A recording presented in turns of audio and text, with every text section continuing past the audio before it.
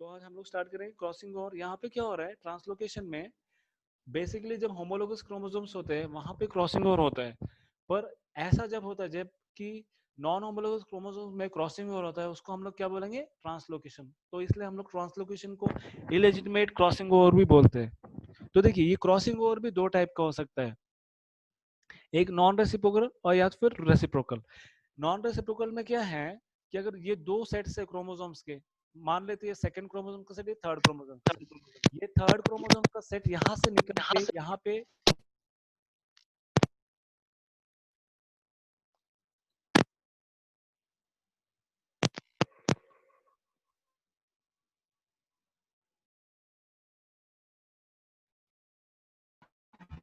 ठीक है, ये थर्ड क्रोमोसोम का जो एक पार्ट है वो निकल के अगर यहाँ पे जुड़ जाता है तो उसको हम लोग क्या बोलेंगे, नॉन रिवर्सल ट्रांसलोकेशंस बोलेंगे। नॉन रिवर्सल ट्रांसलोकेशंस बोलेंगे हम उसे, ठीक है। अभी देखिए सेम चीज यहाँ पे क्या हो रहा है, यहाँ पे रेसिप्रोकेशन कर रहा है, मतलब रेसिप्रोकेशन मतलब यहाँ से कुछ क्रोमोसोम्स का जो पार्ट है वो यहाँ पे चला जा रहा है और यहाँ का जो क्रोमोसोम का पार्ट है वो इधर आ जा रहा है। इसमें क्या हो, रेसिप्रोकेशन हो रहे हैं, तो इसको हम लोग रेसिप्रोकल ट्रांसलोकेशन बोलेंगे। ठीक है, ट्रांसलोकेशन में आपको दो चीजें याद रखेंगे। स्क्रीन क्लियर है अभी? नहीं सर। अरे ये क्या हो रहा है,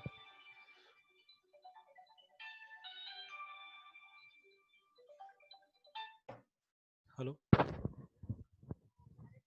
यस मैडम। अच्छा आपका नाम तो नहीं आया यहाँ पे, आपका मतलब, हाँ एक मिनट एडमिट ऑल करता हूँ, ठीक है। नहीं आपका 1L के 81 ऐसा कुछ नाम से आया शायद, क्योंकि बच्चे तो इस नाम से आते नहीं है। ठीक है, ठीक है, अभी आप देखिए मैं आपको होस्ट बना रहा हूँ।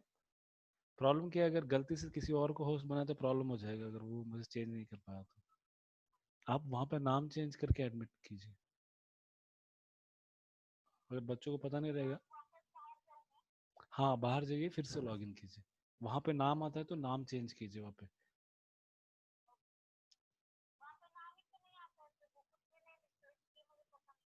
नहीं आप जब वो पासवर्ड डालते हैं ना, तब वहाँ पे नीचे नाम करके आता है, वहाँ पे लिखा रहता है। आप वहाँ पे आपका नाम क्या लिखा है पता है, वहाँ पे 1L के 81 ऐसा कुछ नाम है वहाँ पे। ठीक, ठीक है, यहाँ पे आपको समझ में आ रहा है नॉन रेसिप्रोकल ट्रांसलोकेशन और रेसिप्रोकल ट्रांसलोकेशन। तो अभी स्क्रीन क्लियर है, एटलीस्ट अभी आ रहा है क्लीन। No sir. देखिए हम लोग नहीं आ अभी, रहा है। देखिए कल मैंने क्या किया, तो मेरे वाले आईडी से स्टार्ट किया था, पर आज तो एकेडमी के आईडी से स्टार्ट किया, सेम प्रॉब्लम आ रहा है, पता नहीं क्यों आ रहा है। एक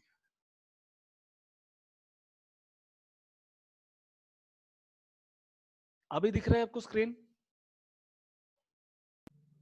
यस सर। एक मिनट मैं भी लॉगिन करता हूँ ताकि वो पता चल जाएगा कुछ गड़बड़ी रहा तो मुझे ही पता चल जाएगा।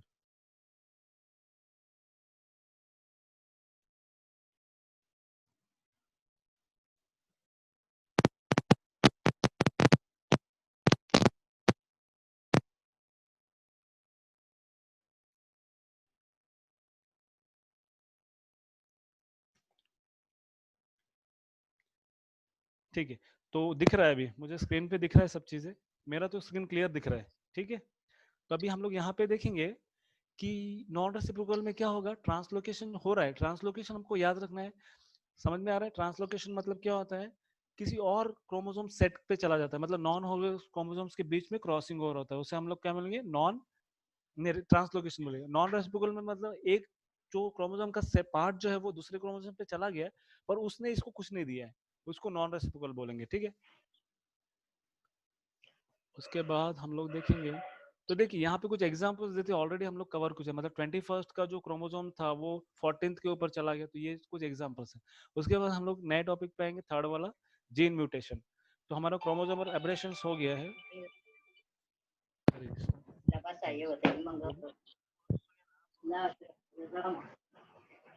मेरा ध्रुवा के रूप पे चल रहा है।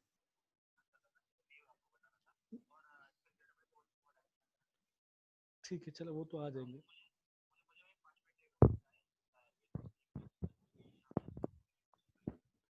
हाँ हाँ चलेगा चलेगा ठीक। ठीक।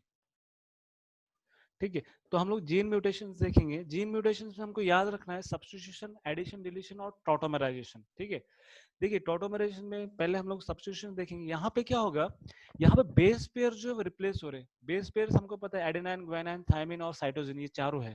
तो ये बेस पेयर रिप्लेस हो रहे हैं। अगर बेस पेयर जो है वो प्यूरिन से प्यूरिन रिप्लेस होता है, प्यूरिन से प्यूरिन रिप्लेस होगा तो उसको हम लोग क्या बोलेंगे, ट्रांजिशन म्यूटेशन बोलेंगे। क्या बोलेंगे, ट्रांजिशन म्यूटेशन। याद रहेगा बेस पेयर से बेस पेयर जो है वो क्या हो रहा है, चेंज हो रहा है। तो हमको याद रखना है ए जो है हमेशा किससे पेयर करेगा,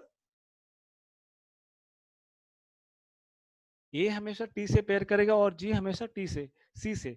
तो ये हम लोग मॉलिक्यूलर बायोलॉजी में नेक्स्ट चैप्टर में देखने वाले, तो वो क्लियर होगा। तो ये आपको याद रखना है। यहाँ पे ट्रांजिशन जब भी, सब्स्टिट्यूशन जब भी बोलेंगे तो उसमें क्या हो रहा है, प्यूरिन जो है प्यूरिन से रिप्लेस कर रहा है, उसे हम लोग क्या बोलेंगे, ट्रांजिशन म्यूटेशन बोलेंगे।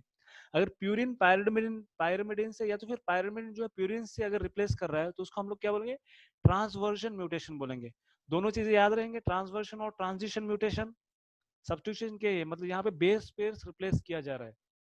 सेकेंड है addition deletion of an two base. Basically simple है, कोई अगर एन जो नाइट्रोजन बेसिस है वो ऐड होते हैं या तो फिर सब्सट्रैक्ट हो जाते हैं वहां से, तो उसको हम लोग क्या बोलेंगे, एडिशन और डिलीशन बोलेंगे। ठीक है, म्यूटेशंस बोलेंगे। इसको हम लोग फ्रेम शिफ्ट म्यूटेशंस बोल सकते हैं या तो फिर जिब्रिश म्यूटेशंस बोल सकते हैं। याद रहेगा frame shift mutations and gibberish mutations. उसके बाद टॉटोमराइजेशन।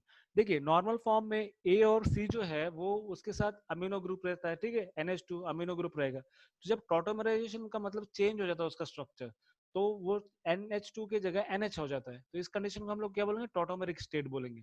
तो वही जी और टी जो है कीटो ग्रुप को रिप्लेस करके एनॉल ग्रुप आ जाता है। तो इसको भी हम लोग क्या बोलेंगे, टॉटोमराइजेशन। मतलब उसका स्ट्रक्चर चेंज हो गया है। समझ में आ रहा है टॉटोमराइजेशन। आपने केमिस्ट्री में टॉटोमराइजेशन पढ़ा रहेगा। देखिए सिंपल यहाँ पे एक्सप्लेनेशन में देखते हैं हम लोग। यहाँ पे देखिए, देखिए अगर मेरा ए से हमेशा टी को पेयर करेगा और सी को हमेशा जी से पेयर करेगा, यहाँ पे क्या हो रहा है, देखिए हम मान के चलते हैं कि ये डीएनए सीक्वेंस है दोनों, यहाँ पे ए है और यहाँ पे टी है। तो अभी ये रिप्लिकेट होंगे, मतलब रिप्लिकेशन के वक्त ये दोनों स्ट्रैंड जो है दोनों सेपरेट हो जाएंगे। अभी देखिए ये जो ए जो था वो टॉटोमेरिक हो गया, मतलब टॉटोमेरिक हो जाएगा तो क्या होगा, टॉटोमेरिक होगा तो अभी वो ये जो है ए को जनरली टी से रिप्लेस करना चाहिए, मतलब टी पेयर होना चाहिए। पर यहाँ पे टॉटोमेरिक होने की वजह से क्या होगा, सी से वो पेयर करेगा, सी से पेयर करेगा। अभी ये जनरेशन में तो ठीक है सी से पेयर कर लिया, जब ये सेपरेट होंगे दोनों, अभी ये नॉर्मल स्टेट में आ गया, ये ए जो रहेगा नॉर्मल स्टेट में आ गया ये। पर यहाँ पे जो सी चला गया, सी के अपोजिट स्टैंड में कौन रहेगा, कॉम्प्लीमेंट्री स्टैंड में जी रहेगा। तभी देखिए यहाँ पे क्या हो गया, जी जी जो है यहाँ पे पायरिमिडिन्स हो गया, यहाँ पे प्यूरिन था, प्यूरिन को रिप्लेस करके यहाँ पे पायरिमिडिन आ गया। देखा आपने कितना बड़ा चेंजेस आ गया। हेलो, ठीक है, इसको हम लोग क्या बोलेंगे, टॉटोमराइजेशन बोलेंगे। तो ये किस टाइप का कन्वर्जन है, मतलब यहाँ पे प्यूरिन्स थे, प्यूरिन्स को रिप्लेस करके यहाँ पे क्या आ गया, पायरिमिडिन्स आ गया। तो इसको इस टाइप के कन्वर्जन को हम लोग क्या बोलेंगे, ट्रांजिशन कन्वर्जन बोलेंगे। ट्रांजिशन मतलब, समझ में आ रहा है। हेलो, सर फिर से एक्सप्लेन कीजिए नहीं वाला। देखिए टॉटोमराइजेशन में आपको याद रखना है, देखिए टॉटोमराइज, देखिए आपको ये वाला समझ, ये एक स्ट्रैंड है, ये एक स्ट्रैंड है, मतलब ये डीएनए है बेसिकली। क्या है ये, डीएनए। डीएनए रिप्लिकेट होता है, रिप्लिकेट होता है, दोनों स्ट्रैंड सेपरेट होंगे। समझ में आ रहा है, दोनों स्ट्रैंड सेपरेट होंगे। मैंने जो एरो दिखा है वो क्या है, पेरेंटल स्ट्रैंड है। जो एरो दिखा है वो पेरेंटल स्ट्रैंड है। तो इसमें क्या हो गया, तो एरो नहीं, यहाँ पे गलती से ये एरो जो है इधर दिखाना चाहिए, मतलब यहाँ पे मैंने यहाँ पे दिखाया, ये एरो थोड़ा इधर होना चाहिए। तो ये पेरेंटल स्ट्रैंड्स है। तो पेरेंटल स्ट्रैंड्स में जो ए था वो टॉटोमेरिक स्टेट में, मतलब टॉटोमेरिक मतलब चेंजेस आए उसमें थोड़ा कुछ। अभी वो टॉटोमेरिक स्टेट में क्या होगा, जनरली क्या होता है, हरे कृष्ण, अच्छा एक मिनट में देखता हूँ। ठीक है बनाता हूँ अगर आपसे नाम से है तो। ठीक।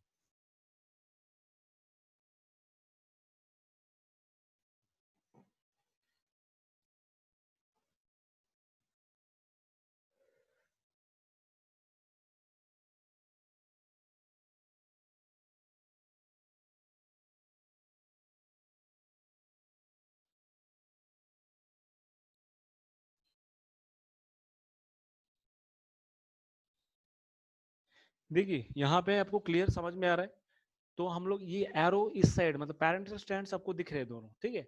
यहाँ पे क्या होगा, वो जो है ए जो है वो कौन से स्टेट में, टॉटोमेरिक स्टेट में। तो अभी क्या होगा, टॉटोमेरिक स्टेट में, जनरल स्टेट में क्या होता है, ए जो है वो टी से क्या बनाएगा, कॉम्प्लीमेंट्री पेयर बनाएगा।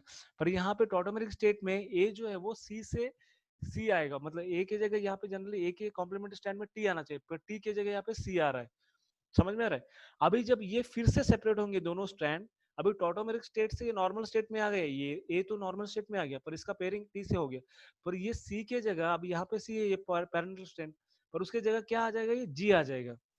समझ में आ रहा है? पहले इस कंडीशन में क्या था, ये प्यूरिन्स थे। समझ में आ रहा है? प्यूरिन्स नहीं, यहाँ पे चेंज किससे होता है, ये पहले स्टेटिंग में ये प्यूरिन था, ये वाला ए, अभी यहाँ पे क्या हो गया, ये प्यूरिन की जगह पायरिमिडिन्स बन गया है ना। हेलो, यहाँ पे समझ में आया? Yes, sir. नहीं नहीं, प्यूरिन्स की तरह यहाँ पे पायरिन में, पर यहाँ पे क्रॉसिंग में क्या है, जी आ गया ना, ये नॉर्मल स्ट्रैंड है, उसके जगह जी आ गया। तो मतलब यहाँ पे भी प्यूरिन था, यहाँ पे भी प्यूरिन था, और ये वाले इसमें भी क्या है, ये प्यूरिन ही है। तो इस टाइप के ट्रांजिशन को हम लोग क्या बोलेंगे, ट्रांजिशन म्यूटेशन बोलेंगे। देखिए हमने यहाँ पे पढ़ा था, अगर वो प्यूरिन से प्यूरिन को रिप्लेस करता है या फिर पायरिमिडिन को पायरिमिडिन से रिप्लेस करता है, उसको हम लोग क्या बोलेंगे, ट्रांजिशन म्यूटेशन बोलेंगे। समझ में आया यहाँ पे? देखिए ये जनरेशन और ये जनरेशन में फर्क समझ में आ रहा है, चेंज हो गया एकदम पूरा। तो उसके बाद टाइप्स ऑफ म्यूटेशंस देखेंगे। म्यूटेशंस का मतलब क्या है, मतलब ऐसे केमिकल्स या तो फिर ऐसे फिजिकल कंपोनेंट जो क्या करते हैं, म्यूटेशंस कॉज करते हैं, उसको हम लोग क्या बोलेंगे, म्यूटेशंस बोलेंगे। तो पहले हम लोग स्टार्टिंग में रेडिएशंस देखेंगे। तो रेडिएशन जो होते हैं, इसको पहली बार इसके ऊपर एक्सपेरिमेंट इन्होंने मूलर ने किया था, ठीक है, एक्सरेज को यूज करके, तो ड्रोसोफिला के अंदर। तो इस ब्रांच को हम लोग क्या बोलते हैं, एक्टिनोलॉजी बोलते हैं। एक्टिनो मतलब क्या होता है, रेडिएशंस, समझ में रहे, और लॉजी मतलब साइंस, मतलब जो ब्रांच जो रेडिएशन के साथ डील करते हैं उसको हम लोग एक्टिनोलॉजी बोलेंगे। अभी देखिए रेडिएशन जो है दो टाइप के हो सकते हैं, जो फिजिकल म्यूटेशन में म्यूटेशंस में हम लोग देखते हैं, एक आयोनाइजिंग, एक नॉन आयोनाइजिंग। तो दोनों में हम लोग डिफरेंस देखेंगे।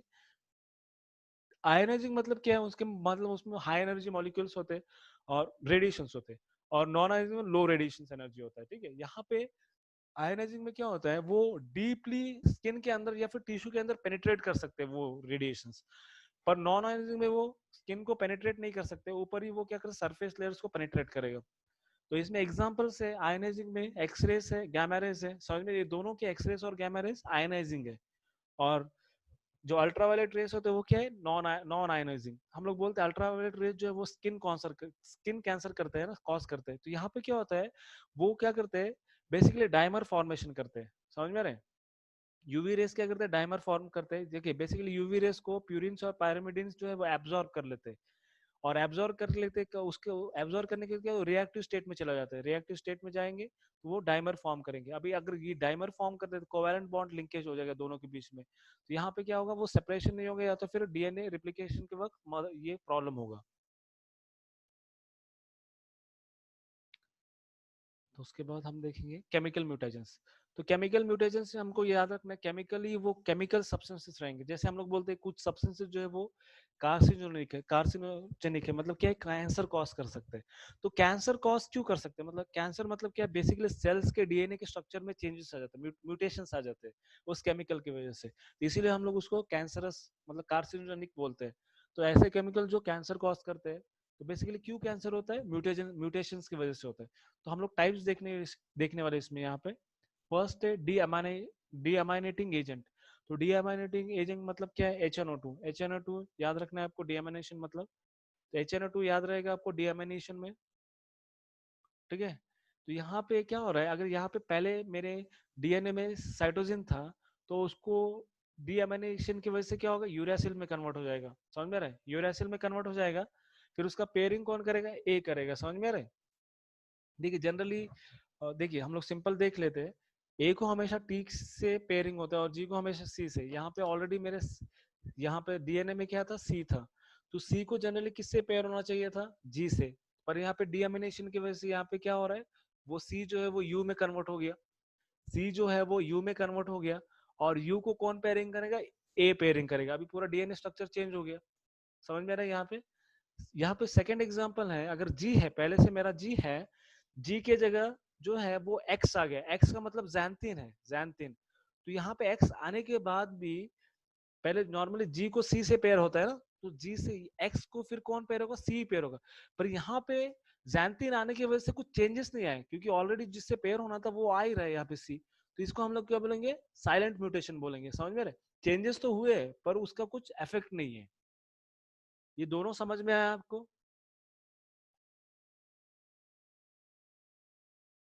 हेलो,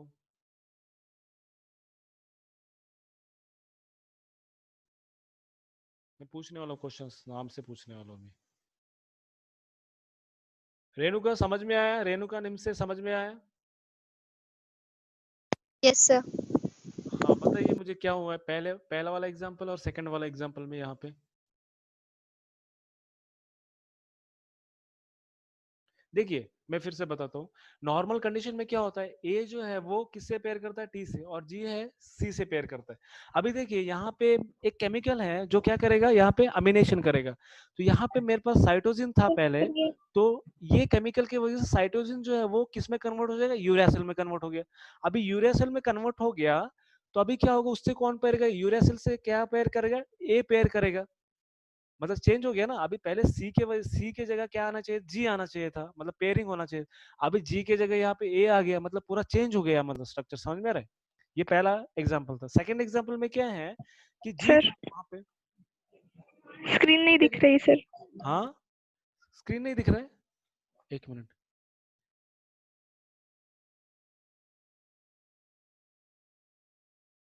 अच्छा एक मिनट, मेरा इसमें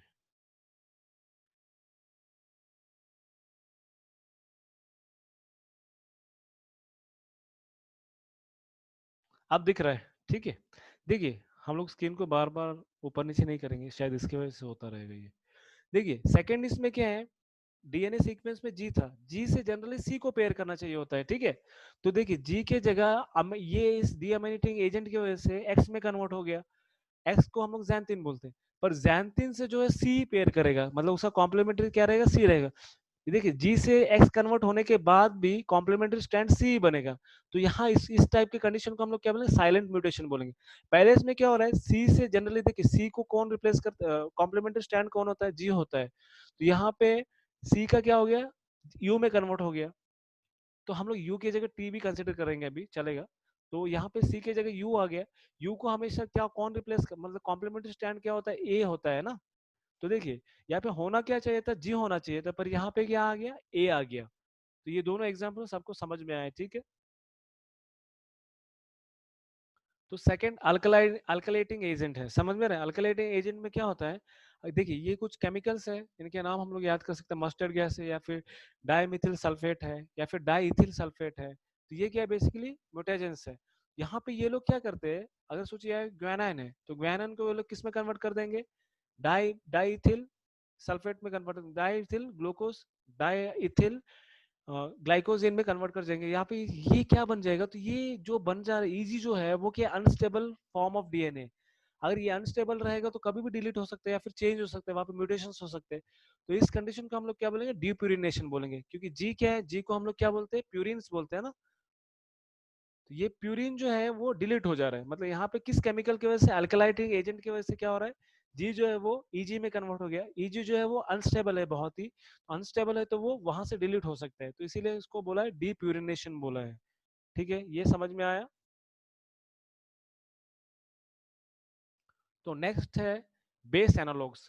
बेस एनालॉग्स हमको पता है, देखिए जब भी हम लोग एनालॉग्स मतलब उसके उसके जैसे वाले, उसको हम लोग एनालॉग्स बोलते हैं। तो सिंपल कंडीशन क्या है, पहले यहाँ पे बेस एनालॉग, बेसिस क्या है हमको पता है, नाइट्रोजन के बेसिस जो है वो 4 बेसिस है। तो उनके जैसे लगने वाले, मतलब सिमिलर स्ट्रक्चरल, मतलब दे show similar structural with normal basis. मतलब ये क्या, नॉर्मल बेसिस जैसे ही दिखेंगे, पर वो उनको रिप्लेस कर देंगे। समझ में आ रहा है?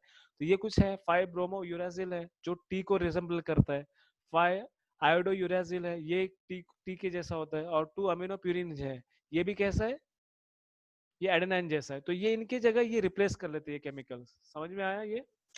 हरिनाथ सर, हाँ मैडम बोलिए। एक ही मिनिट का मुझे खाली अनाउंस करना था, मैं कर सकती हूँ प्लीज? हाँ बोलिए बोलिए मैडम। ऑल स्टुडंट्स प्लीज, तुमच्या नावापुढे तुमच्या कॉलेजचं नाव मला दिसत नाहीये लिस्ट मध्ये, प्लीज लावून घ्या. फॉर एक्झाम्पल ध्रुवाचं स्टुडंट असेल तर डी येईल आणि त्याच्यानंतर नाव येईल. के असेल कुकडीचं तर कुकडी आणि देन नाव येईल. असं आळे असेल तर ए येईल. प्लीज पटापट लावून घ्या, अदरवाइज मी रिमूव्ह करेल, मग तुमचा आजचा लेक्चर कॅन्सल होईल. ओके.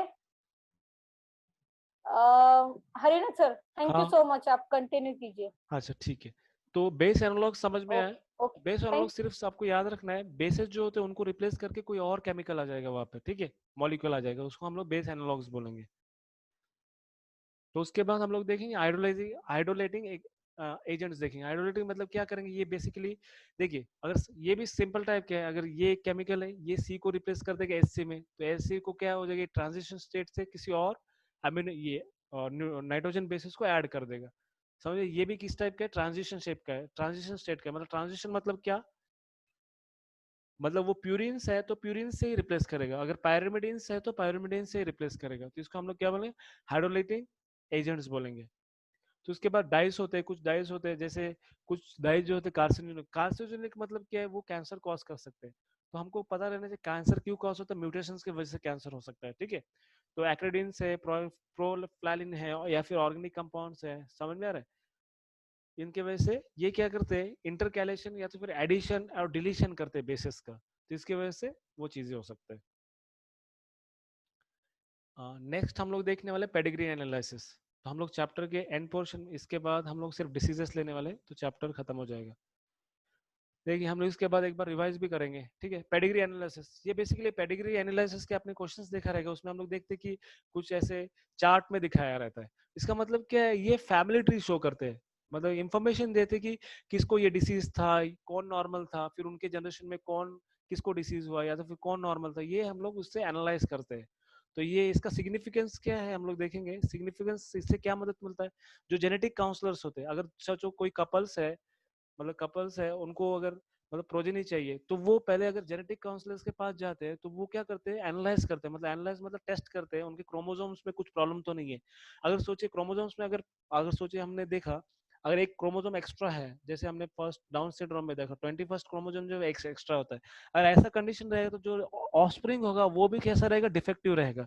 तो ये पहले ही पता कर सकते हैं, समझ में आ रहा है. तो इसमें मदद मिलता है, ठीक है. तो और कुछ फॉल्टी जीन्स रहे तो हमको पता चलेगा कि ऑफस्प्रिंग में ऐसा डिसीज आने के चांसेस कितने रहेंगे, ठीक है. तो उससे पहले हमको कुछ सिंबल्स याद रखना पड़ेगा, जैसे जब रेक्टेंगुलर रहेगा तो हमें याद रखना है,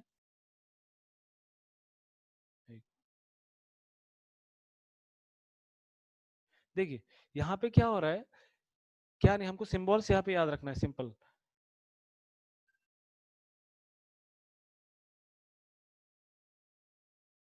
तो अगर वो स्क्वायर में है तो हम लोग कंसिडर क्या करेंगे, वो क्या है, वो मेल है. अगर वो सर्कुलर फॉर्म में है तो उसको हम लोग क्या बोलेंगे, फीमेल है. अगर वो इसको हम लोग रोम्बस बोलेंगे, रोम्बस कंडीशन में है, तो उसको हम लोग सेक्स अनस्पेसिफाइड बोलेंगे, मतलब सेक्स बताया नहीं वो कौन है, मेल है या फीमेल है, ठीक है. अगर उसमें अगर हमने तीनों को शेड कर दिया है, शेडेड फॉर्म में है, तो उसको हम लोग कंसिडर करेंगे वो डिसीज स्टेट में, डिसीज कंडीशन में, ठीक है. तो यहाँ पे डिसीज कंडीशन में. उसके बाद अगर ये दोनों के बीच में लाइन शो कर रहे हैं, तो उसको हम लोग बोलेंगे मैरिज लाइन बोलेंगे, ठीक है. तो मैरिज लाइन बोलेंगे. उसके बाद अगर दो लाइन होते हैं, तो दो लाइन का मतलब क्या है, वो रिलेशन जो है क्लोज रिलेटिव्स के बीच में मैरिज है, तो उसको हम लोग क्या बोलेंगे, कंसेजिनियस लाइंस बोलेंगे, ठीक है. ये चीजें आपको याद रहना चाहिए. तो उसके अलावा ये डाइवोर्स को तो बताने का जरूरत नहीं, मतलब काट दे तो डाइवोर्स ही रहेगा, वो जनरली यूज नहीं होते. अगर हम लोग जो है मेल को अगर हम लोग ब्रैकेट में लिखते हैं, तो उसका मतलब क्या है, या फीमेल को ब्रैकेट में लिखते हैं, तो उसका मतलब है कि वो क्या है, एडॉप्टेड डॉटर या तो फिर एडॉप्टेड सन है. तो ये बेसिकली क्या है, ऊपर जो हम लोग शो करते हैं ये पेरेंट्स है, और नीचे जो शो करते हैं हम लोग प्रोजेनी है. और अगर वो जैसे स्क्वायर है, स्क्वायर और सर्कल है, इसमें हम लोग क्रॉस कर देते हैं, इसका मतलब क्या है, वो डेथ ऑफ एन इंडिविजुअल ऐसा कंसिडर करेंगे. नेक्स्ट है, अगर सर्कुलर फॉर्म में है, उसमें अगर डॉट दिया है बीच में, तो इस कंडीशन में हम लोग उसको क्या बोलेंगे, कैरियर फीमेल बोलेंगे, ठीक है. तो नेक्स्ट जो है वो उसमें अगर हाफ जो पोर्शन है वो शेडेड है, और हाफ जो पोर्शन है वो नॉर्मल है, तो उसको हम लोग क्या बोलेंगे, हेट्रोजाइगस कंडीशन बोलेंगे. तो उसके बाद हम लोग देखेंगे ट्विंस. अगर ऐसे दो लाइन शो किए, एक को ट्राइंगल, एक तो रेक्टेंगल नहीं स्क्वायर और सर्कल में शो किया है, तो ये क्या है, ट्विंस है. ये बेसिकली ट्विंस है, इसको हम लोग ट्विंस कंसिडर करेंगे। तो देखिए अगर एक मेल है एक फीमेल है तो हम लोग क्या कंसिडर करेंगे, उसको जाइगोटिक ट्विंस कंसिडर करेंगे ना, मतलब समझ में आ रहे। मोनोजाइगोट ट्विंस और डाइजाइगोट ट्विंस में फर्क क्या है? देखिए मोनोजाइगोटिक ट्विंस में क्या होता है, एक ही एग होता है, उसको एक ही स्पर्म जो है फर्टिलाइज करता है, पर वो जब जाइगोट ग्रो होता है तब वो दो इसमें बढ़ जाता है, तब हम लोग उसको क्या बोलते हैं, मोनोजाइगोटिक ट्विंस बोलते हैं, मतलब सिंगल जाइगोट से अराइज हुए। पर डाइजाइगोटिक कंडीशन में क्या होता है, वो दो अलग एग रिलीज हुए, उनको दो अलग स्पर्म ने फर्टिलाइज किया, तो ये दो अलग अलग ट्विंस में मतलब कन्वर्ट होंगे, मतलब वो आइडेंटिकल ट्विंस नहीं रहेंगे डाइजाइगोटिक। मोनोजाइगोटिक ट्विंस जो होते हैं वो एकदम आइडेंटिकल होते हैं, ठीक है। उसके बाद हम लोग देखेंगे प्रोबैंड। देखिए यहाँ पे प्रोबैंड जो है, प्रोबैंड का मतलब हम लोग देखेंगे यहाँ पे, देखिए अगर मैंने कोई आपको केस दिया है, केस दिखाया है, तो यहाँ पे ये इतना ही केस दिखा है, इतना ही केस में मैंने बोला हिस्ट्री इसका और एक ऊपर का जनरेशन बताया, हिस्ट्री जहां से स्टार्ट हो रहा है उसको हम लोग क्या बोलेंगे, प्रोबैंड बोलेंगे। हिस्ट्री जहां से शो हो रहा है, मतलब जहां से हिस्ट्री बताया गया है आपको, उसको हम लोग प्रोबैंड बोलेंगे। The individual from which the case starts, मतलब हिस्ट्री। तो अगर प्रोबैंड जो है वो मेल हो सकता है या तो फिर फीमेल भी हो सकता है। मेल होगा तो उसको हम लोग क्या बोलेंगे, प्रोसिटस बोलेंगे, या फिर फीमेल है तो प्रोपिस्टा बोलेंगे, ठीक है। दोनों प्रोपिस्टस और प्रोपिस्टा याद रहेगा। ये प्रोबैंड प्रोबैंड सबको समझ में आया?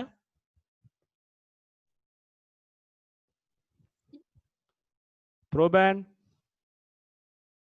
Yes. ठीक है, तो हम लोग आगे जाते। प्रोबैंड सिंपल है, याद रखना है। जहां से देखिए प्रोबैंड का मतलब ये है, अगर मैंने बताया उस जनरेशन में उस पर्सन को ये डिसीज था, इसका मतलब क्या है कि मैं केस हिस्ट्री वहां से स्टार्ट कर रहा हूँ, एनालाइज करना वहां से स्टार्ट करो, उसको हम लोग बोलेंगे प्रोबैंड। तो प्रोबैंड मेल हो सकता है या तो फिर फीमेल भी हो सकता है ना, ठीक है। सेम क्लियर नहीं आ रहा है, एक मिनट, हाँ सही है, एक ठीक है, बताते रहिए, मुझे पता चलता रहेगा। अभी आ रहा है स्क्रीन क्लियर, ठीक है। सर एक बार आप अनइंस्टॉल करके वापस से इंस्टॉल करिए, मे बी। देखिए अनइंस्टॉल और इंस्टॉल का कुछ प्रॉब्लम नहीं है, क्योंकि यहाँ पे हम लोग आईडी जब चेंज करते हैं, क्योंकि मैं कभी अपने खुद के आईडी से चालू करता हूँ और एक एकेडमिक के, तब तो वो हो ही जाता है। एक बार मैं फिर से ट्राई करने वाला हूँ वैसे।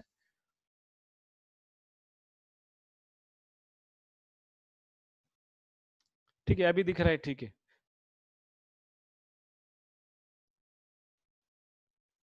देखिए यहाँ पे एक एग्जाम्पल दिया है, तो हम लोग एग्जाम्पल सॉल्व करते हैं, ठीक है। तो एग्जाम्पल्स में यहाँ पे बोला है, यहाँ पे मुझे क्या दिया है, इसको हम लोग क्या बोलेंगे, हेलो, पेडिग्री चार्ट है ना, ये बेसिकली पेडिग्री चार्ट है। एक मिनट सर, एक बार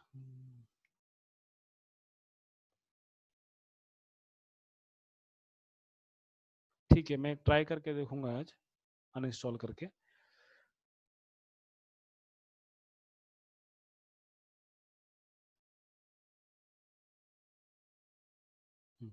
ठीक है, यहाँ पे मुझे एक प्रॉब्लम दिया है, यहाँ पे बोला है find weather disease is autosomal और सेक्स लिंक्ड। यहाँ पे पहला क्वेश्चन है, डिसीज जो है वो ऑटोजोमल है या फिर सेक्स लिंक्ड है। फिर उसके बाद क्वेश्चन आता है, अगर वो ऑटोजोमल है तो वो डोमिनेंट है या रिसेसिव है, ये पूछे। अगर वो सेक्स लिंक्ड है तो आपको बताना है कि वो एक्स लिंक्ड है या फिर वाई लिंक्ड है। अगर एक्स लिंक्ड है तो आपको बताना है वो डोमिनेंट है या रिसेसिव है, ठीक है। तो यहाँ पे हम लोग पहले कुछ चीजें को खत्म कर लेंगे, मतलब यहाँ से सॉल्यूशन देखिए। अगर देखिए हम लोग मान लेते हैं वो वाई लिंक्ड है, ठीक है।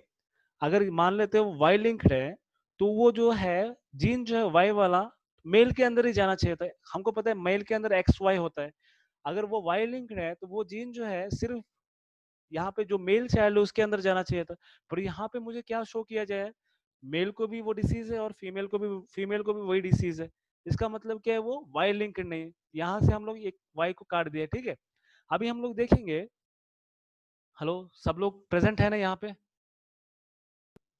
Yes, sir. देखिए अभी अगर हम लोग मान लेते हैं, लेट अस से अगर वो ऑटोसोमल डोमिनेंट है, अगर वो कंसिडर करते हैं ऑटोसोमल डोमिनेंट है। अभी देखिए डोमिनेंट कंडीशन में क्या होता है कि वो अगर एक एलील रहेगा फिर भी एक्सप्रेस करेगा। अगर वो डोमिनेंट कंडीशन में ऑटोसोमल डोमिनेंट है तो इस जनरेशन में शो करना चाहिए ना उसको। समझ में, मदर और फादर में कुछ डिसीज शो नहीं किया गया है, समझ में आ रहा है। Hello, Yes, sir. तो अगर वो डोमिनेंट है तो डिसीज कंडीशन में रहना चाहिए ना। अगर वो हेट्रोजाइगस डोमिनेंट, देखिए डोमिनेंट जब भी हम लोग बोलते हैं वो हेट्रोजाइगस कंडीशन में भी वो ट्रेट को एक्सप्रेस करेगा, और वो क्या करेगा, अगर दोनों डोमिनेंट कंडीशन में है तब भी वो एक्सप्रेस करेगा। तो मदर और फादर में ये चीज जो है एक्सप्रेस नहीं हो रहा है, मतलब ये कि ऑटोजोमल डोमिनेंट भी क्या है, नहीं है, ऑटोजोमल डोमिनेंट भी नहीं है। देखिए देखिए अगर हम लोग मान लिया उसको ऑटोजोमल डोमिनेंट है, तो डोमिनेंट जो जीन जो है वो अगर हेट्रो होमोजाइगस डोमिनेंट कंडीशन में या फिर हेट्रोजाइगस डोमिनेंट कंडीशन में रहेगा तब भी वो एक्सप्रेस करेगा, तब भी वो एक्सप्रेस करेगा। समझ में आ रहा है? यहाँ पे क्या हो रहा है, एक्सप्रेस नहीं कर रहा उनके अंदर, तो उनको क्या होना चाहिए, नॉर्मल कंडीशन में कैसा होना चाहिए था, नॉर्मल कंडीशन में उनको, हेलो सुनाई आ रहा है आपको यहाँ पे? Yes, sir. अच्छा, देखिए ये ऑटोजोमल डोमिनेंट नहीं रहेगा, अगर डोमिनेंट होता तो पेरेंट्स में भी वो शो करता। समझ में आ रहा है? ठीक है, तो ये भी हम लोग इसका ये वाला ऑप्शन भी काट देंगे हम लोग। देखिए डोमिनेंट वाला, डोमिनेंट वाला ऑप्शन कट हो गया। अभी हम लोग चेक करेंगे ऑटोसोमल रिसेसिव है कि नहीं। ठीक है, अगर ऑटोसोमल रिसेसिव है तो देखिए ऑटोसोमल रिसेसिव में क्या होगा, दोनों जब जीन जो है वो रिसेसिव फॉर्म में रहेंगे तभी वो एक्सप्रेस करेंगे। अगर वो एक्सप्रेस होता है तो पेरेंट्स कैसे, कौन से कंडीशन में, हेट्रोजाइगस कंडीशन, मतलब दोनों पेरेंट जो है वो कैरियर्स है। देखिए अगर देखिए लेटेस्ट से ऑटोसोमल रिसेसिव है, तो रिसेसिव में कंडीशन में डिसीज कंडीशन कब रहेगा, जब भी दोनों एलील जो है वो रिसेसिव फॉर्म में रहेंगे तब वो जो है वो डिसीज कंडीशन में रहेगा। अभी देखिए अगर नॉर्मल कंडीशन में कैसा है, अगर दोनों हेट्रोजाइगस डोमिनेंट में है तो भी नॉर्मल रहेगा, अगर नहीं होमोजाइगस डोमिनेंट कंडीशन में रहेंगे तब भी वो क्या रहेंगे, नॉर्मल रहेंगे। अगर हेट्रोजाइगस कंडीशन में भी रहेंगे तब भी नॉर्मल रहेंगे। अफेक्ट कब करेगा, देखिए ए नॉर्मल है और ए स्मॉल ए भी नॉर्मल है, पर इफेक्टिव कब रहेंगे, वो दोनों क्या है, दोनों देखिए हम लोग यहाँ पे एक क्रॉस करके देखते हैं। अगर दोनों पेरेंट जो है वो क्या है, हेट्रोजाइगस कंडीशन में, और इनके बीच में फर्टिलाइजेशन होगा, और मुझे रेशियो क्या मिलेगा, दो इंडिविजुअल्स के अंदर वो क्या आएगा, ट्रेट जो है वो नॉर्मल आएगा, क्योंकि रिसेसिव जीन है ना, रिसेसिव जीन है। कैसा है ये ऑटोजोमल रिसेसिव जीन होने की वजह से, देखिए रिसेसिव फॉर्म कब एक्सप्रेस होता है, रिसेसिव फॉर्म कब एक्सप्रेस होता है, दोनों एलील जब दोनों एलील जो है वो रिसेसिव रहेंगे तभी एक्सप्रेस होगा। अभी देखिए यहाँ पे दोनों जो है डोमिनेंट है तो एक्सप्रेस नहीं होगा, यहाँ पे एक जो है डोमिनेंट है और एक रिसेसिव है तब भी एक्सप्रेस नहीं होगा। दोनों एलील्स अगर रिसेसिव कंडीशन में रहेंगे तभी वो एक्सप्रेस होगा, मतलब एक पर्सन के अंदर क्या है, डिसीज है। तो समझ में आ रहा है यहाँ पे?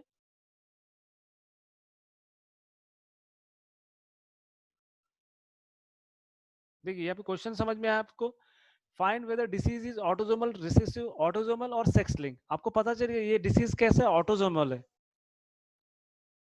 ठीक है, तो उसके बाद और एक प्रोबेबिलिटी बच जाता है, जैसे हम लोग बोलते हैं कि अगर वो मान लेते हैं हम लोग वो एक्स लिंक डोमिनेंट है, एक्स लिंक डोमिनेंट रहेगा तो देखिए अभी एक्स एक्स इस दोनों में रहेगा, एक्स वाई यहाँ पे, तो प्रोजेनी जो है वो नॉर्मल है। समझ में, यहाँ पे जो आएगा प्रोजेनी नॉर्मल रहेगा ना, क्योंकि डोमिनेंट जो जीन है वो किसी एक में ही रहेगा। देखिए क्वेश्चन में हमको दिखा है कि मेल में भी है फीमेल में भी है, तो अगर वो डोमिनेंट रहेगा तो मेल में जो है, देखिए लेट अस से एक्स लिंक्ड है, वो एक्स लिंक डोमिनेंट कंडीशन है, तो फीमेल में कैसा कंडीशन होता है, एक्स एक्स होता है, और मेल में एक्स वाई। इनका जो प्रोविजनी रहेगा वो नॉर्मल ही रहेगा। क्यों रहेगा नॉर्मल, हेलो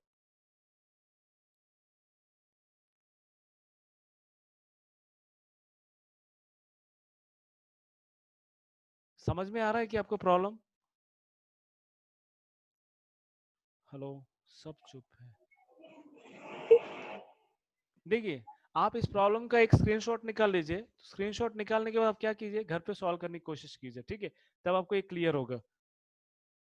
फिर से हम लोग देखते हैं, इसका स्क्रीनशॉट निकाल लो प्रॉब्लम का, आप इसे सॉल्व करने की कोशिश करो, तब आपको समझ में आएगा यहाँ पे क्या हो रहा है। देखिए इस प्रॉब्लम को आपको कल सॉल्व करके दिखाना है, ठीक है, समझ में आया? सब लोग को सुनाई आ रहा है आपको? ये कल व्हाट्सएप ग्रुप पे आपको भेज देना इसका सॉल्यूशन, ठीक है, जो सॉल्व कर सकता है।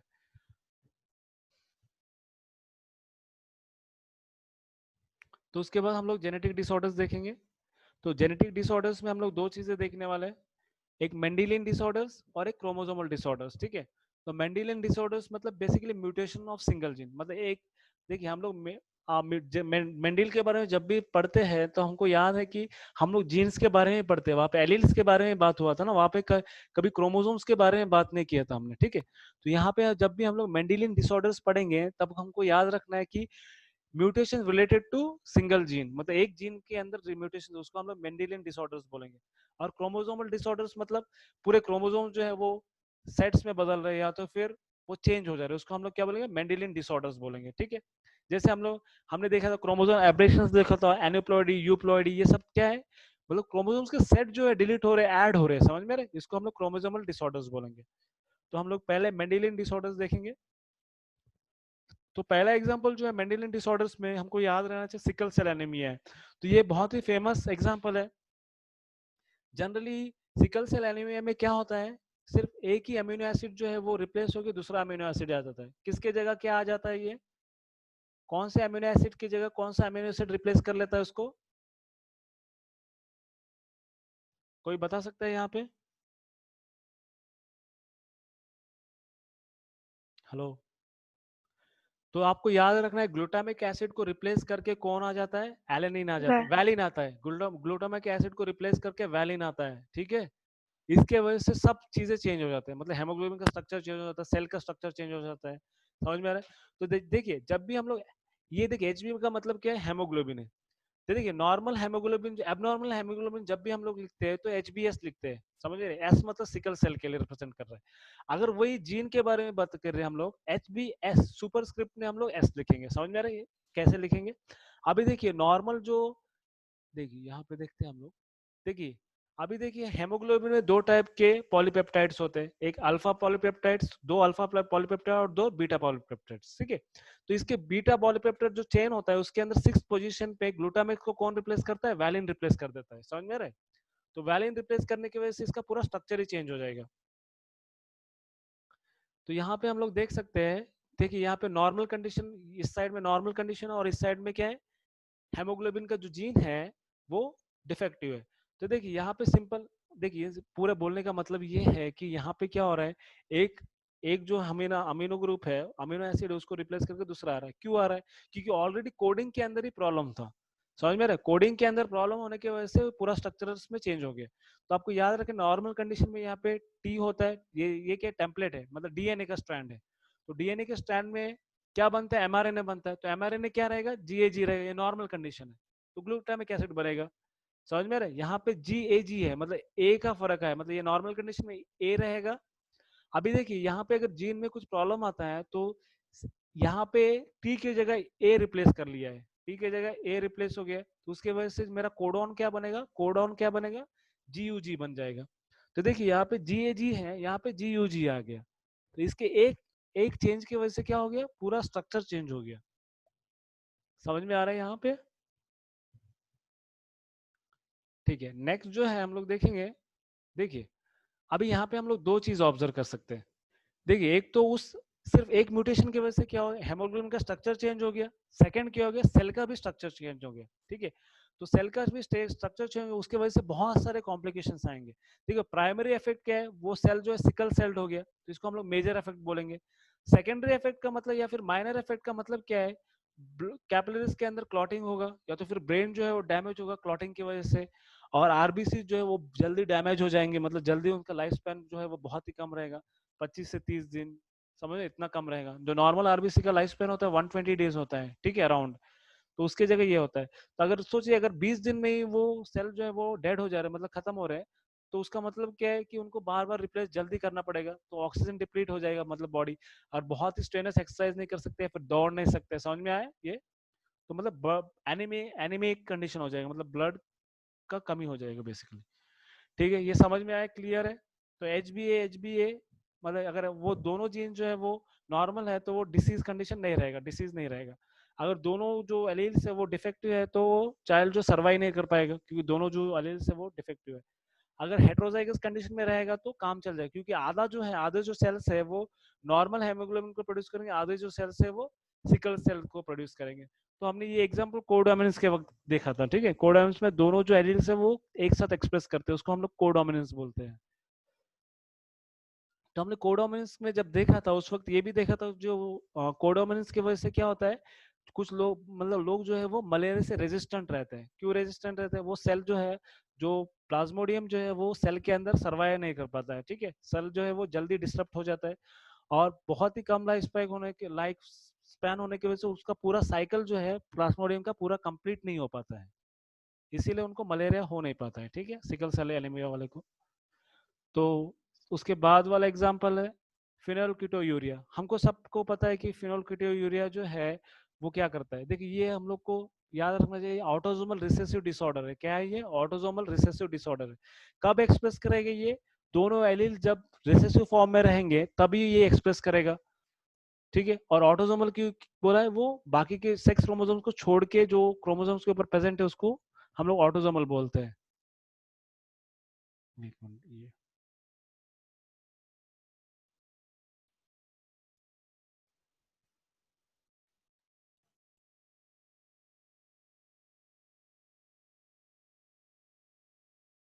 ठीक है।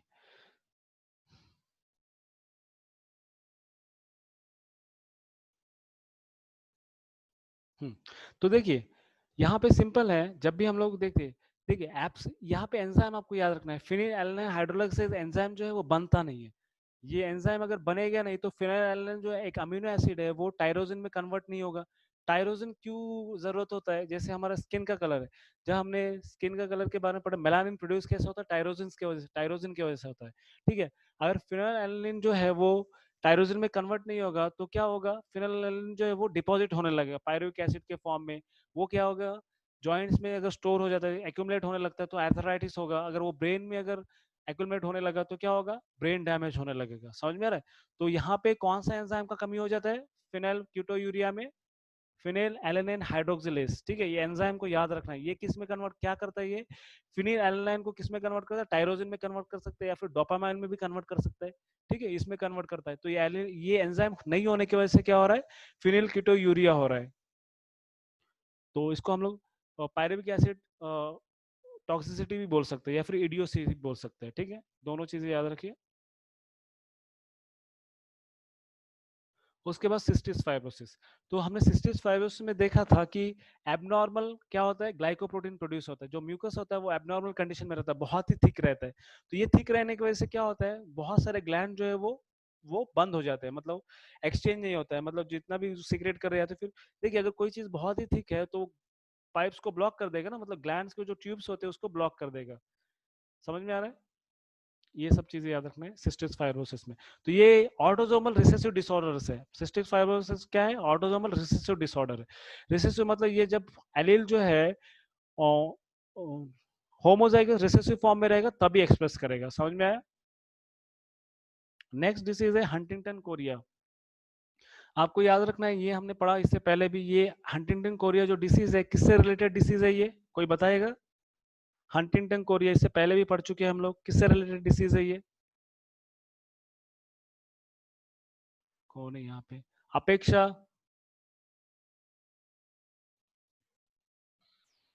Yes, sir. हाँ अपेक्षा, मुझे बताओ हंटिंगटन कोरिया जो डिसीज है किससे रिलेटेड डिसीज है ये? So वो क्रोमोसोम से कुछ तो था. हाँ कुछ तो था, ठीक है। तो आपको याद रखना यहाँ पे जो फैट्स का मतलब लिपिड्स का मेटाबॉलिज्म नहीं हो पाता है। समझ में आ रहा है? लिपिड्स का मेटाबॉलिज्म नहीं हो पाता है हंटिंगटन कोरिया में, ठीक है। यहाँ पे किससे रिलेटेड डिसीज है? ऑटोसोमल डोमिनेंट डिसऑर्डर है। मतलब ऑटोसोमल डोमिनेंट का मतलब क्या है? अगर दोनों एलील्स में से अगर एक जो एलील है वो डोमिनेंट हेटेरोजाइगस कंडीशन में भी रहेगा तब भी ये जो डिसीज है अफेक्ट करेगा। समझ में आ रहा है? ठीक है। हमने देखा था ना डिलेड लिथैलिटी, मतलब सेक्सुअल रिप्रोडक्शन के बाद में उसमें लिथैलिटी शो करता है। तब तक वो जीन जो है वो ऑफस्प्रिंग के अंदर वो दे चुका रहता है तब तक, ठीक है। समझ में आएंगे? तो बेसिकली ब्रेन का डैमेज होने लगता है। क्यों? फैट जो है वो मेटाबोलाइज हो ही नहीं पाते ब्रेन के अंदर, जिसकी वजह से ब्रेन जो है वो डिटोरेट होने लगता है और श्रिंकेज शो करने लगता है। याद रहेगा ये, ठीक है। उसके बाद हम देखेंगे फिफ्थ वाला, मेयोटोनिक डिस्ट्रॉफी। तो ये भी कैसे? ऑटोसोमल डोमिनेंट डिसऑर्डर है। तो किससे रिलेटेड है? 19th क्रोमोसोम से। अभी देखिए मियोटोनिया मतलब क्या होता है? माइल्ड मियोटोनी शो करता है। तो माइल्ड मियोटोनी मतलब क्या है? जो हमारे मसल्स है, देखिए हम लोग जब हैंड को क्लोज करते हैं, मुट्ठी बांधते हैं या फिर रिलैक्स करते हैं, तो ये क्या है, हम लोग बेसिकली कर सकते हैं इजीली।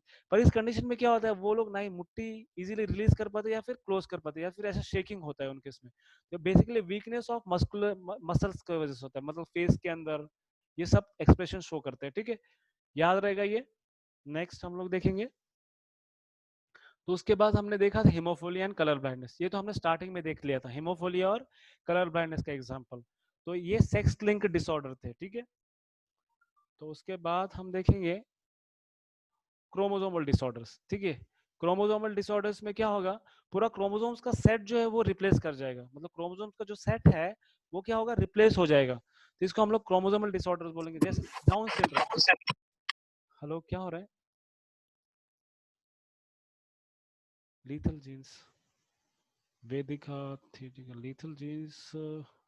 लीथल जीन्स किसका एग्जांपल दिया आपने?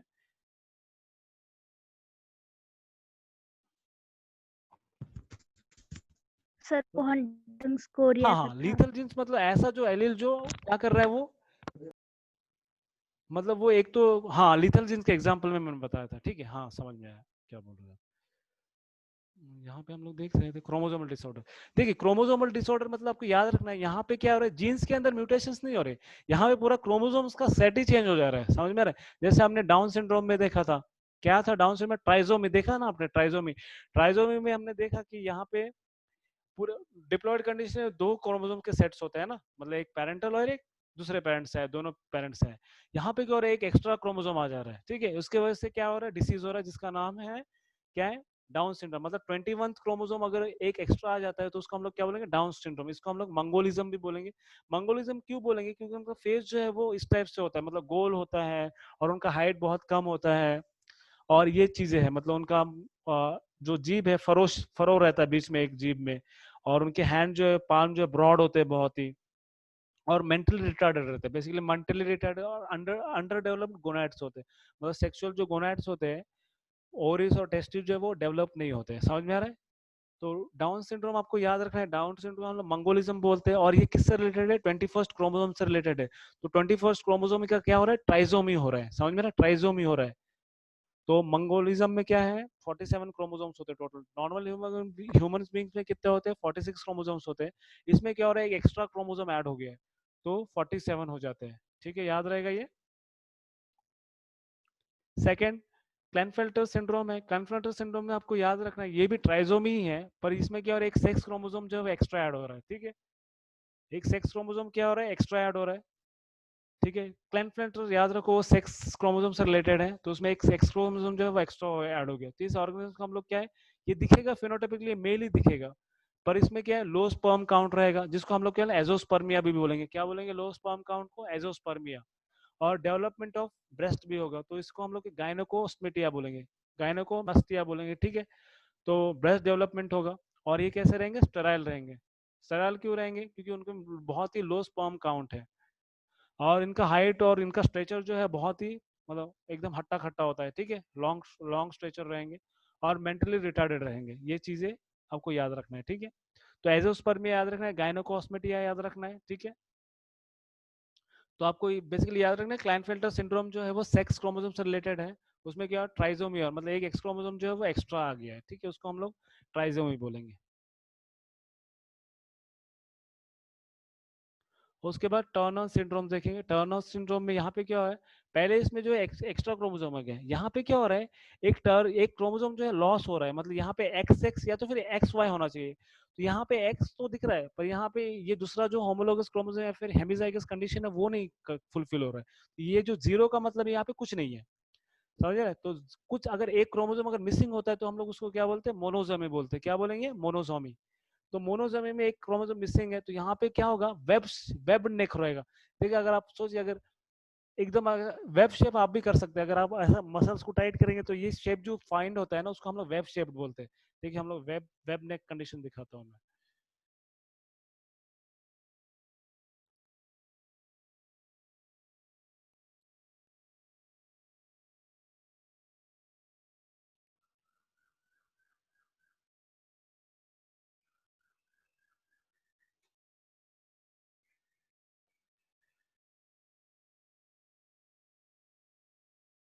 देखिए इस कंडीशन को हम लोग वेब शेप नेक बोलेंगे, ठीक है, ऐसा मसल्स होते हैं, ठीक है, इसको हम लोग वेब नेक बोलेंगे, ठीक है, समझ में आ रहा है ये?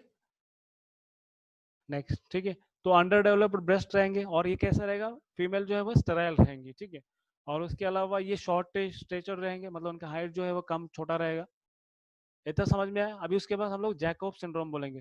तो जैकब सिंड्रोम में हमको याद रखना है, देखिए ये ऑटोसोम्स है, एक्स वाई तो रहेंगे, एक्स वाई रहेंगे तो नॉर्मल मेल रहेगा, यहाँ पे वाई क्रोमोसोम जो एक्स्ट्रा है तो इनको हम लोग सुपर मेल्स भी बोलते हैं, जैकब सिंड्रोम को हम लोग क्या बोलते हैं, सुपर मेल्स भी बोलते हैं।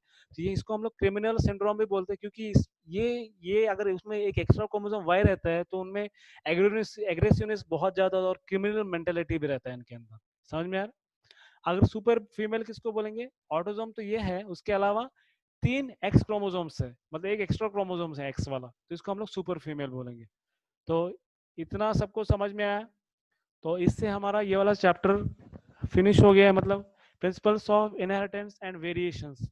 तो यहाँ पे हम लोग एक चीज करेंगे, अगर किसी को डाउट रहेगा तो मुझे बताइए चार्ट में, तो हम लोग कल क्या करेंगे, एक बार रिवाइज कर देंगे पूरा टोटल, मतलब एक ही लेक्चर में पूरा रिवाइज कर देंगे, ठीक है? तो मुझे बताइए किस किस को डाउट्स है और कहाँ कहाँ डाउट्स है ये बताएंगे। और ये कब बता पाएंगे आप, जब अगर अपने नोट्स निकाला रहेगा, कुछ पॉइंट्स लिखे रहेंगे, तभी आपको आप ये चीज बता पाएंगे, ठीक है, कहाँ आपको डाउट आ रहा है। नहीं तो आपको लगेगा कि पूरा जितना भी लेक्चर से वो कुछ भी नहीं समझ में आया, ठीक है? क्लियर हो रहा है आपको? आपको एटलीस्ट जो भी चीजें है आपको एटलीस्ट पॉइंट्स लिख के रखना चाहिए, अगर नोट्स नहीं बनाते हैं तो आपको पॉइंट्स लिख के रखना चाहिए, तो आप जब भी रेफर करेंगे तब आपको याद रहेगा ये जो पॉइंट है आप ऑनलाइन सर्च कर सकते हैं या फिर टीचर से पूछ सकते हैं, आपको याद रहेगा कि ये पॉइंट जो है टीचर से पूछना है मुझे, ठीक है? नहीं तो आपको लगेगा पूरा लेक्चर जो है वो कुछ भी नहीं आया, ठीक है? समझ में आ रहा है आपको? यस और नो? सबको अनम्यूट किया है, ठीक है? Yes, Yes, sir. ठीक है। अभी तो हम लोग कल एक बार रिवाइज कर देंगे, फिर उसके बाद कंटिन्यू होगा इसके ऊपर। अगर किसी को डाउट रहेगा तो वो मुझे चार्ट में डाल दे, मतलब कहाँ कहाँ डाउट्स हैं, तो हम लोग उसको सॉल्व करने की कोशिश करेंगे, ठीक है? कल जैसे ही लेक्चर स्टार्ट होगा तो आप लोग बता दीजिए कहाँ कहाँ डाउट्स है आपको, तो फिर हम लोग डायरेक्टली वो स्लाइड्स को भी क्लियर करेंगे जहाँ जहाँ डाउट्स है। समझ में आया?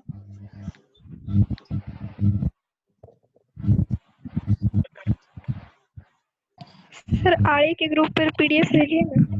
इसका अच्छा उस पे आया नहीं क्या, जेनेटिक्स का आपको मिला नहीं क्या? नहीं मिला सर। अच्छा अच्छा ठीक है, मैं भेजता हूँ, क्योंकि वो ग्रुप्स इतने हो गए कि कंफ्यूजन चल रहा है मेरा, मतलब मैंने अपना पासवर्ड उस पर भेजा तो किसी और ग्रुप में चला गया, तो उसकी वजह से बहुत ये हुआ, इसीलिए मैं सोच रहा हूँ देखते एक बार ग्रुप कंफर्म करता हूँ फिर मैं भेजता हूँ।